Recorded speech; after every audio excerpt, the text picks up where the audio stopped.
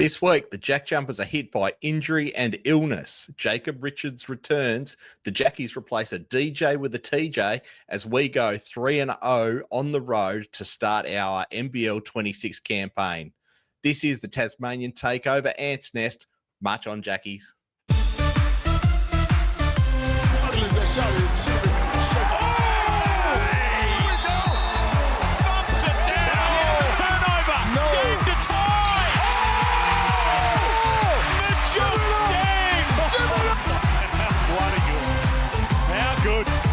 Jack Jumpers, they just never say die. What is up, and welcome to Tasmanian Takeover Ants Nest for another week. I'm your host Berto with my illustrious co-host JD. How are you, brother? It's been a good week, Berto. Third win in a row on the road. Let's go. Oh yeah, absolutely. We are really proving to be road warriors, which is fantastic, and I think we're definitely going to need that as we head into the upcoming game, but more of that a little bit later. All right, so a few bits of housekeeping as per usual. Make sure you're heading over to all our social media sites, Facebook, Instagram. Very soon we'll be launching TikTok at Tasmanian Takeover right across the board. YouTube, hopefully you're watching us on YouTube, but that's where you'll get all the glorious show in all its, bells and whistles with the clips that JD does and all that sort of jazz. But we've got you covered if you just like audio. We are on Spotify. We are on Apple Podcasts. We are on YouTube Music. And with that being said, we're probably on a whole bunch of other apps and platforms as they automatically pull us down and do whatever they do in the podcasting stratosphere. But if we're not on something that you use, please reach out to us. Our email is tasmaniantakeover@gmail.com. We want to hear from you. We want this to be your podcast as Tasmanian Takeover.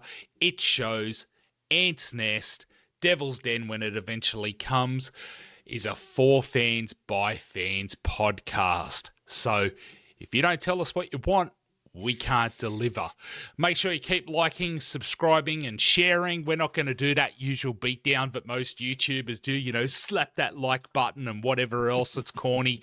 If you like what you're hearing, please do give us a like, do share it around.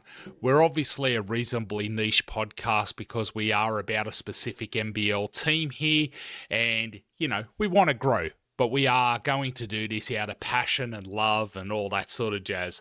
I do want to give a shout out to our first review that we actually had on Apple Podcasts.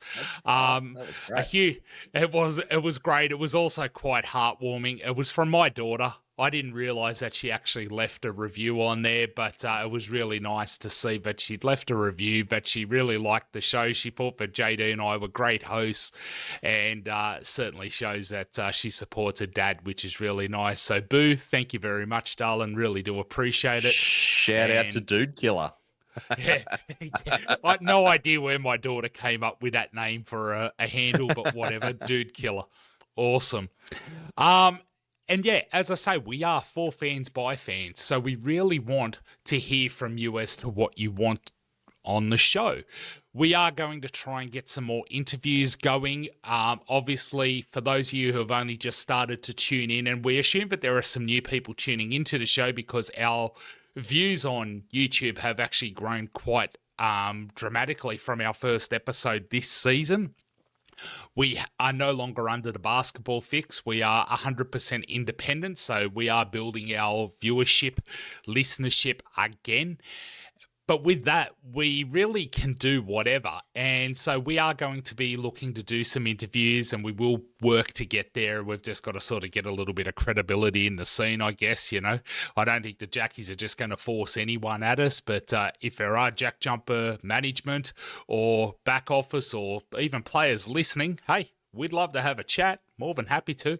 JD's obviously in Perth, but I'm in Tassie, and we can either do it in person or whatever else. The other thing too is we are looking for sponsorship. We do this completely for free. We make no money. In fact, if any, this is probably costing us more than we're actually ever going to make because these platforms aren't cheap. We are getting access to the recording platform thanks to Sammy at Hawks Hangout. Please go and check out their podcast. They've kept going since the Basketball Fix changed their plans. But if you are a Tasmanian organisation who's passionate about sport, about, getting out there, please reach out to us. Any ink helps. Heck, even if it's just tickets to a game, we'd love that. So with all that being said, let's get into it. And poor JD. Now, last week, he had an absolute furphy, and I thought I won't rib him about this, but no, to hell with that. I'm going to dig deeper. You fully shit the bed last week, ripping into poor Chase Buford when he's not even the coach of the Bullets. Got on your rant, but to be fair, you were really suffering from the post effects of COVID, and that brain fog is real. You're now recovered from COVID, but you've gone and had yourself another ailment. What's gone on? Oh, look, I stand by everything I said about that man. It was just, I'd said it in the context of him being the Brisbane coach, which I now know is not the case. I was wading through the Huon Valley style brain fog that I had with COVID last week. And mate, it was rough. It was don't get COVID. It's not good. I was coughing so much I pulled a muscle in my ass. And my first day, this is true. My first day back at work last week, I had to set the desk on standing because I couldn't sit down because I'd coughed so much that my old 36-year-old butt muscles had just let go and given up. Don't get COVID.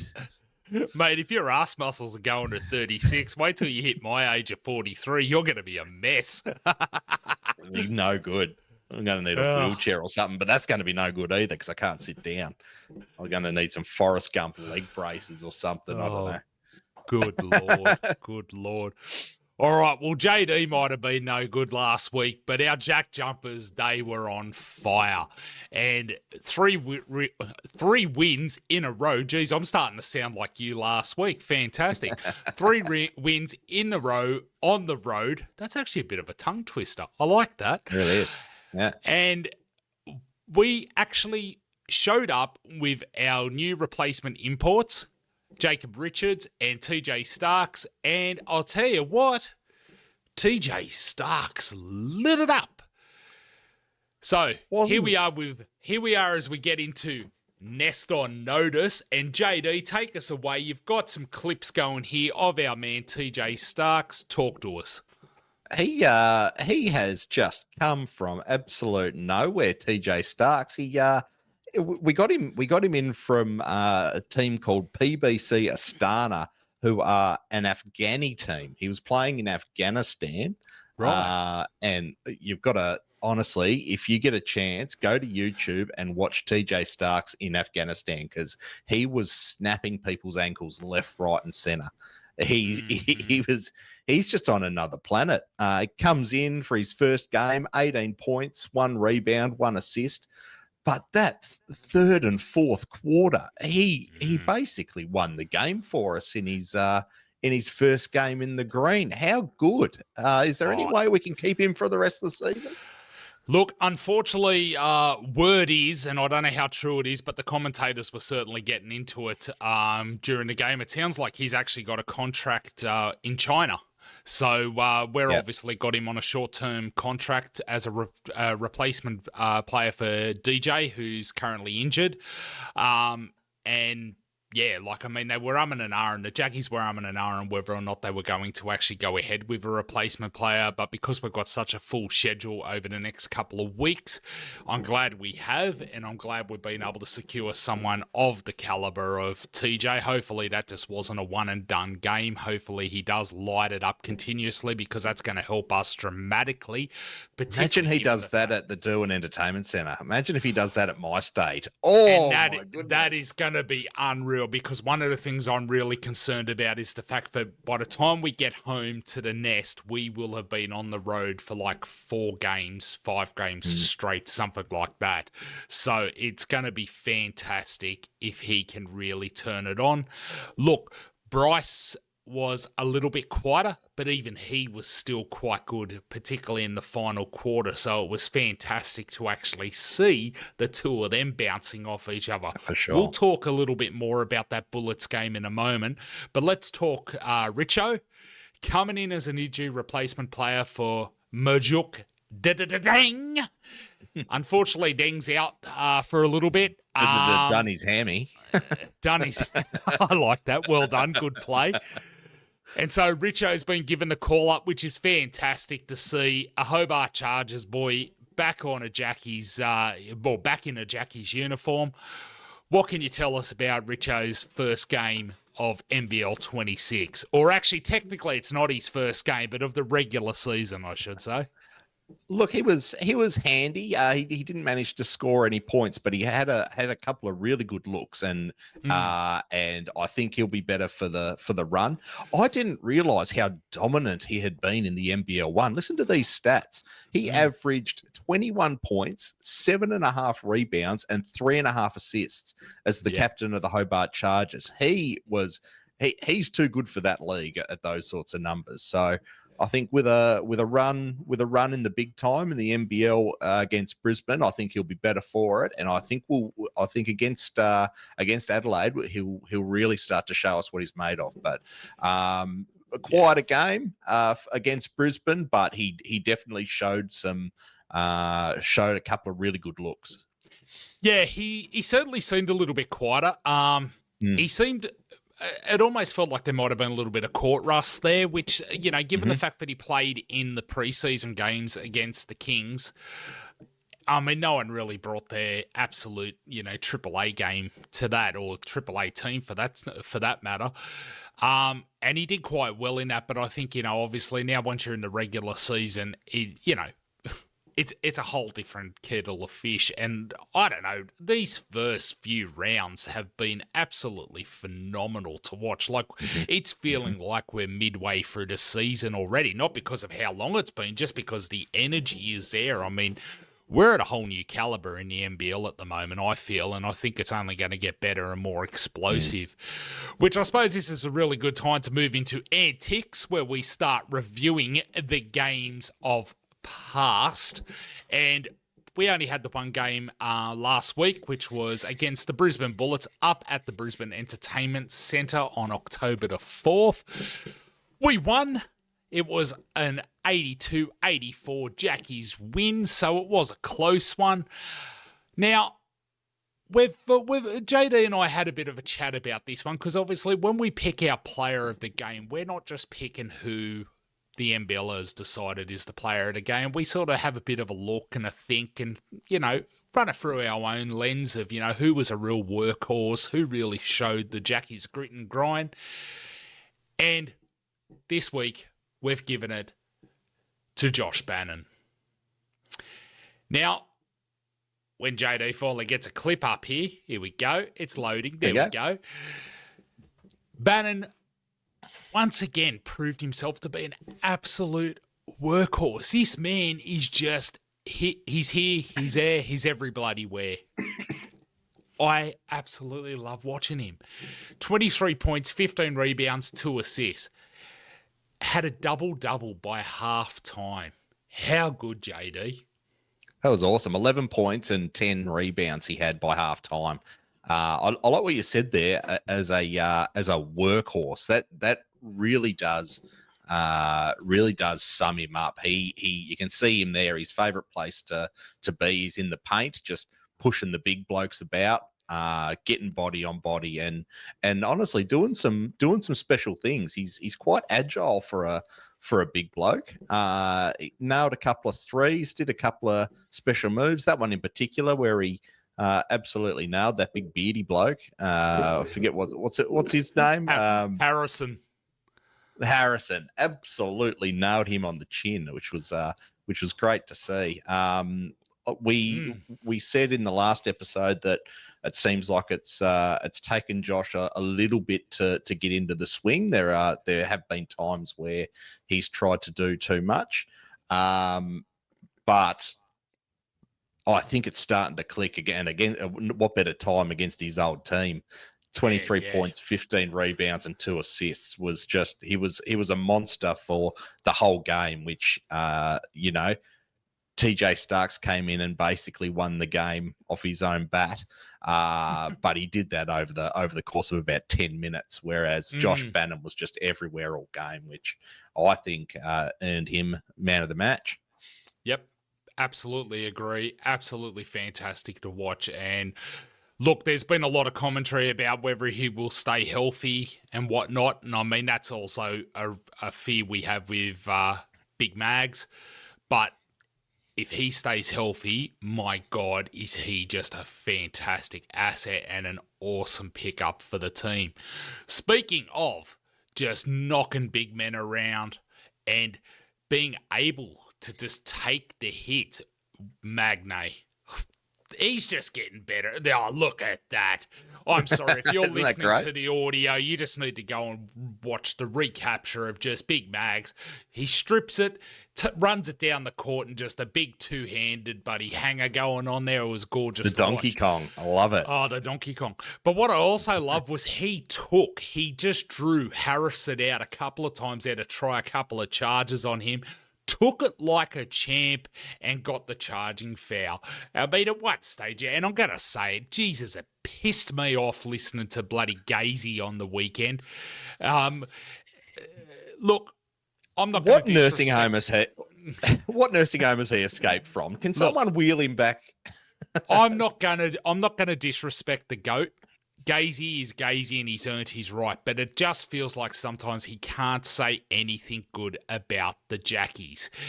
And at one stage, he's going on that Will should have got a flop warning or whatever else. If Will's legs were if feet were any more planted, his legs were basically planted like 100%. Tree stumps, mate.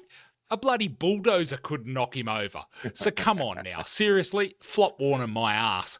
But no, it's just fantastic. Will is just getting better and better. 13 points, 8 rebounds, 2 assists. Big Mags. Oh, just a machine. Just a machine. All right, JD, what else have you got about this game? Look, it wasn't a perfect game by any means, especially against a team that is yet to win a game. I think they did beat Cairns, but they haven't put up much of a fight against anyone else. Jalen Adams looked like he was going to absolutely rip us apart at one stage. He brought his own ball and was just shooting it for fun. I like that. Yeah, he was. Jalen Adams was doing JA kind of things. Yeah, he's was, and they were saying he's down. Looking good with the bullets. Well, didn't they say he'd been quite out of form up until the JJs? Look, he's out of form is sometimes still better form than most, but yeah, I think based on what I saw against the JJs, he's showing real signs of what he was looking like in the seasons in the Kings when he was playing under Chase. I think the best is yet to come for him, providing he doesn't lose interest or, starts to feel like the team's not working with him. And yeah, I mean, as you say, it was like he was just out there with his own ball having a bit of a shoot around at times, which, fantastic for him. Certainly adds an extra challenge to anyone going up against him, and hopefully we have his number. But we took the win this time, but it was a battle this game. For sure. And I was really, really worried at 3/4 time. We served up one of the all-time stinkers in that third quarter. It was hard to watch. I think we were leading by 2 points at halftime and ended up down by 8 going in to the last quarter. It was awful really basketball. Really rough. I'm just looking at my notes on that one, and we just I don't know what happened in the third. It was like we come out of halftime and the pickle juice hadn't kicked in yet. And we just, like, we had a bit of a lead up, which was kind of, we'd gained a bit of a lead and then we'd give it up. And then it was the biggest problem I saw with this game was at any point in time, the Bullets could really have just lit up because it was their first home game for the season. So the fans were behind them. Like, I got to admit, the fans sounded really good in the entertainment centre. I won't say they're next level, but, they were certainly getting behind their boys. That could have carried that team into a win, and for how close it was for us, we are kind of lucky that we got through unscathed. Absolutely. And thank God for TJ. Ned, I'm calling him Ned Starks. I don't know. Nothing. He was the main character in Game of Thrones. I know who. I would have gone with Tony, mate. Tony, Iron Man. Oh yeah. Oh, come on, get with the pop culture reference. The Game of Thrones is pretty pop culture, but still, that's getting deep, man. I mean, he lost his head in the first episode or first season. He did. That's what. Spoiler. He did the same in Lord of the Rings. Got his head chopped off in the first 10 minutes. TJ was just awesome. Just me and the missus were on the couch just jumping up and down at some of the stuff that he was doing. He came into the league and just made it look easy. So thank God we had TJ in that fourth quarter, because he really did hold it together after what was a really ordinary third quarter. Absolutely. All right, we've got another road game. We're on, depending on when you're listening to this, it could be tomorrow night. Thursday, 9th of October at 7 p.m, we're at Adelaide Entertainment Centre against Adelaide 36ers. Coming off wins over Cairns and Brisbane. We've won 4 of the last 5 against Adelaide. Thanks, 36ers Hub. What reference is that in my notes here, JD? Oh, so we did a collaboration on Instagram through the week with a gentleman who reached out. He runs the Adelaide 36ers fan page, and he put up the last 5 matches. And I don't know if he realised that we'd been so dominant over them for the last 4 or 5 years. I find it always interesting too when we sit there and go over the last so many years when you're looking at different seasons, because I mean, I'd actually find that really hard to swallow as an Adelaide 36ers fan, because their team is not the same team from last year. Simple. They've now got Bryce Cotton at the end of the day. I mean, Cotton is going to be a problem. Now, here's my thing.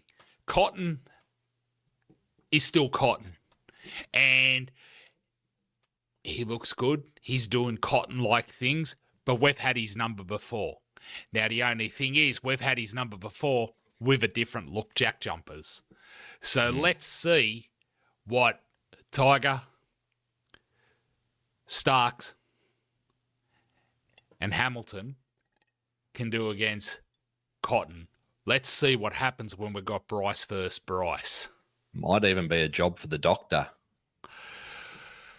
That's actually, I'm thinking, would you put the doctor on him or would you get Ben Air up in his face? Oh, that's a good call.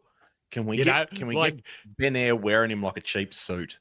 I wonder how good just putting, actually that could really work. The doctor and the Fresh Prince of Ben Air just being the ultimate pests on Cotton, and see how well Cotton can react with both of those guys putting hands in his face. Sometimes it can backfire with Bryce Cotton though. Sometimes he really enjoys that sort of attention. But it's a lose-lose, isn't it? What are you going to do? He sort of goes super Saiyan mode, doesn't he? Yeah, he does. He just evolves, and he has been awesome. 39 points against the Bullets, 28 points against Cairns. he is, well, it's handy for the 36ers to pick up the entire Perth Wildcats team from last year, because he looks unstoppable. And I wonder, it does make me wonder whether losing Montrezl Harrell for the issues. No, they haven't really gone into the issues that he had faced, has he? It's sort of, I think there was some illicit substances or something that may have stopped him from coming back. They're talking cannabis. Failed the test at some point. I'm not real sure what's gone on, but seems a little bit intriguing that he's been done for cannabis, and yet, Cooks was on the snow last year. So I don't know. Point. I suppose the difference is when it was done, was it, within a playing season, not a playing season? I don't know. Look, honestly, I'm just going to stay right out of it, because until you really know what's going on and what's on the table, and a lot of that shit doesn't get disclosed, we're kind of just making assumptions. And I mean, look, he's an unhappy man. There's been a few social media posts where he's really taken aim at the 36ers. Look, all I can say is hopefully he gets to play somewhere else and carry on being the monster he is. And the 36ers, as much as, I'm, not barracking for him, because, I want us to take him down, there's nothing worse than when your structure is rattled to its core. Hopefully they, so early on in the season, they're able to sort themselves out. But for all intents and purposes, they were playing 4D chess way back when anyway, with Bryce becoming an Australian citizen. I believe they've even got an import spot up their sleeve, and I'm sure with Montrez departing, that'd be 2 spots. So they've got 2 spots. You could potentially be sitting on that for a while, and midway through the season go, right, now we're going to pull a couple imports out from our pocket, and away we go. So a couple aces up the sleeve there, but let's see how that looks. Flynn Cameron also looking very dangerous. It's going to be. They've just got this.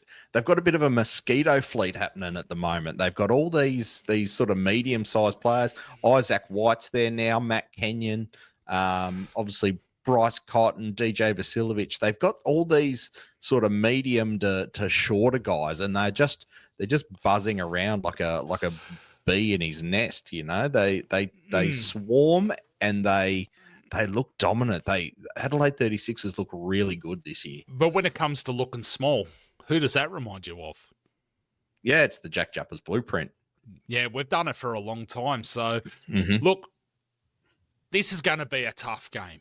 This is going to be a tough game, and I can already see from the notes here you and I are divided. So, JD, win or lose? I think it's going to be very tough for us to go to Adelaide and win this one. They look polished. They look a bit showtime. Did you see that shot from DJ at 3/4 time in the last in the last game? They can't miss. They're basically shooting at hula hoops. They are very good to watch. My fingers and toes are crossed for the Jackies, but I think it's going to be very tough for us to get a win this week. Yep. So you're calling a loss. I do think it's going to be a tough battle. I think it could easily go either way. I'm calling a win, and I'm calling a win purely for the fact that we are really dominating on the road, and I just think that this team is able to really rally together on the road. Starks, I think, is going to be a huge player in this game. Hamilton, I hope, will hopefully light up as well.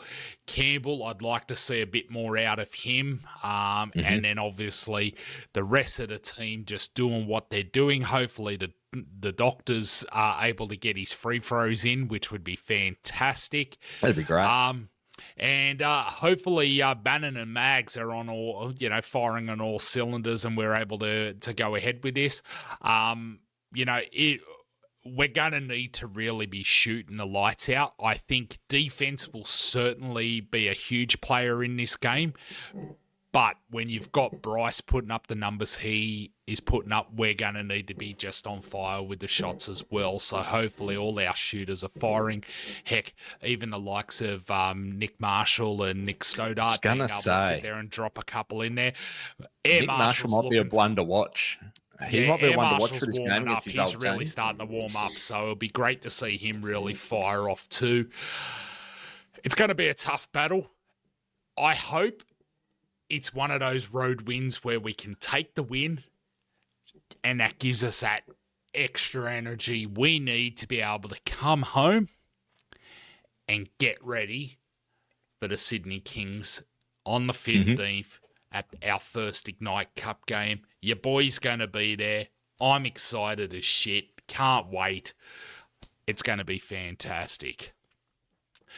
All right.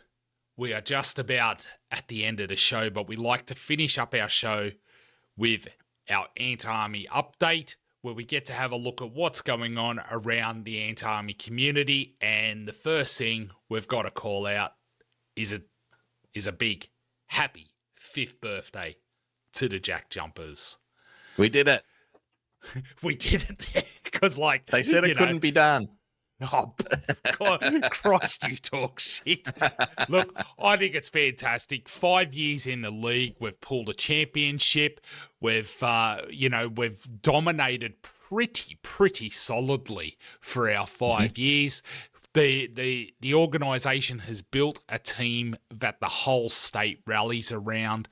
It is just fantastic. And on top of that, we've only gone leaps and bounds by also getting the license for the women's NBL as well, so that it's not just the men having all the fun, the women get to have a crack as well, which is just, that's fantastic. I think it's just wonderful for basketball, for the state, for everything. So happy 5th birthday, Jack Jumpers, and here's to decades more.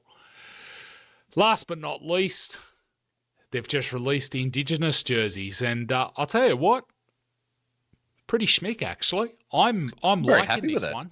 Yeah, I mean, last year's one I thought was a little bit, it was all right. But this one, there's just something about it. It's looking really nice. I'm liking the work going on within the circle work they've got going on and the pattern work they've got going on with the state outline. And I'm loving the pattern work they've got going on through Lutruwita, which looks really quite nice. I love, unlike our regular season jersey, we actually have an ant represented on there. I love the fact that there's an ant at the top of the state. You can kind of see it there in the image, but there is a little ant there. So okay. I actually have to say, I'm sitting on the fence. Look, I made it no secret I'm a little bit underwhelmed by this year's jersey.